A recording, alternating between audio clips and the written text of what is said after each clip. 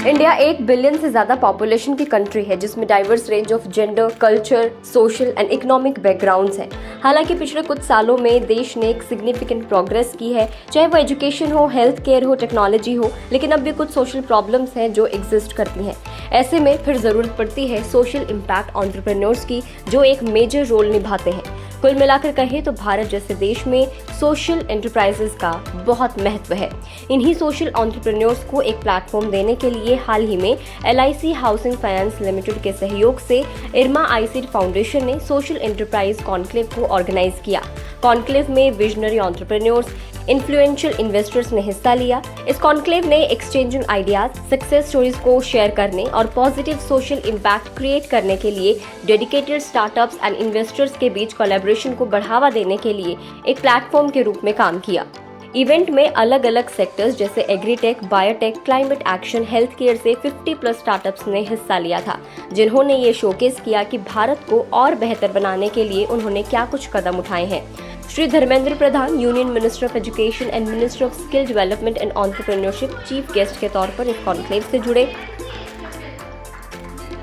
हमारे देश में 1 लाख से ज़्यादा स्टार्टअप अभी काम कर रहे हैं। उसमें विशेष करके जो सोशल एंटरप्राइज काम कर रहे हैं, जिसकी सीधा लाभ समाज की बॉटम ऑफ द पिरामिड को मिलता है, ऐसे ही एक प्रयोग हमारी देश की प्रेस्टिजियस इंस्टीट्यूशन इरमा और उसके साथ LIC हाउसिंग कॉरपोरेशन की सामूहिक प्रयास से हर एक साल 20 स्टार्टअप्स को ढूंढ निकालना और उनकी आइडिया को इवैल्यूएट करने के बाद उनको हैंड होल्ड करना, उनको बिजनेस प्लान में हैंड होल्ड करना, उनको ब्रांडिंग में, मार्केटिंग में और फाइनेंस में, कैपिटल में हैंड होल्ड करना, इस प्रकार के एक प्रयास में आज यहाँ आया था।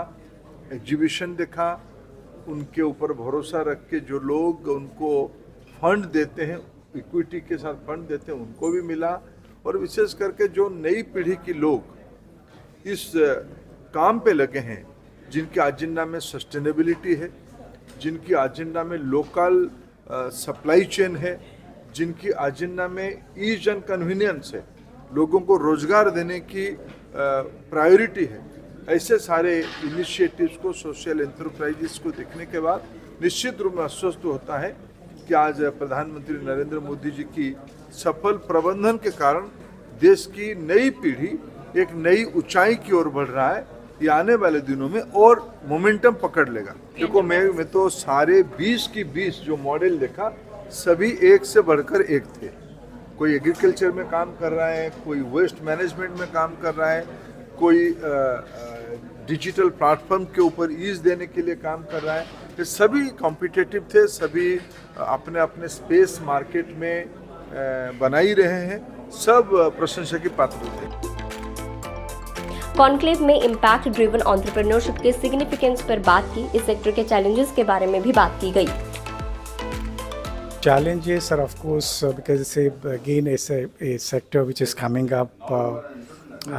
The thing is getting funding and getting even motivating students to come forward or entrepreneurs to come forward and take the risk, because like any other business there are risks associated with this sector as well.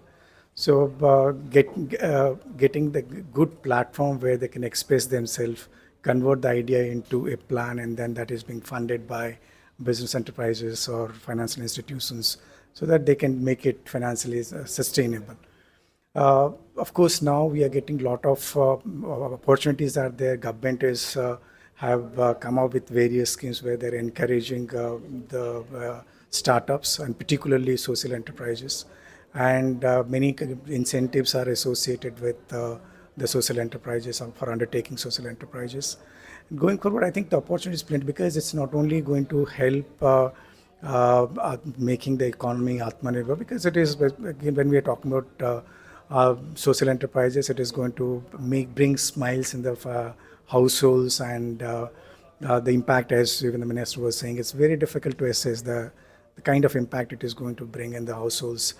It definitely is going to improve the financial stability of the households involved in that, and be it the doubling the income of the farmers or giving employability or even making the social capital much stronger. So these are definitely some of the offshoots of the social enterprises, and opportunities are plenty.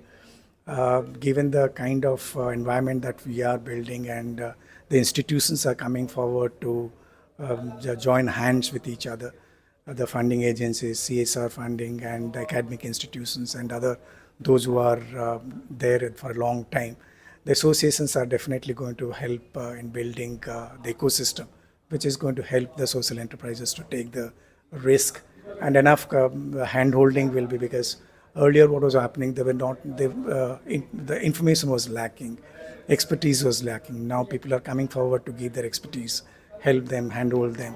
Conclave के की speakers की बात करें तो Ruchira Shukla, IFC World Bank Group, Kartik Venkatesh, CEO Jumbotail, Ramakrishna NK, cofounder Rang De and AP Singh शामिल थे। ये programme LIC housing finance limited यानी कि LIC HFL and the Institute of Rural Management Anand incubator for social enterprises and entrepreneurs for development IRMA ICEED का joint collaboration था। तीनों का साथ आकर ये प्रोग्राम लॉन्च करने का मकसद था कि देश में पॉजिटिव चेंज के साथ साथ सस्टेनेबल फ्यूचर के लिए इनोवेशन को बढ़ावा दिया जाए। पार्टिसिपेंट्स को कॉम्प्रिहेंसिव ट्रेनिंग, इंडस्ट्री एक्सपर्ट से मेंटोरशिप, रोबस्ट नेटवर्क का एक्सेस और अपने वेंचर को स्केल करने के लिए फंडिंग और मौके दिए जाएंगे, जिसके लिए सोशल ट्रिबलाइजर प्रोग्राम का सेकंड एडिशन भी लाया जाएगा।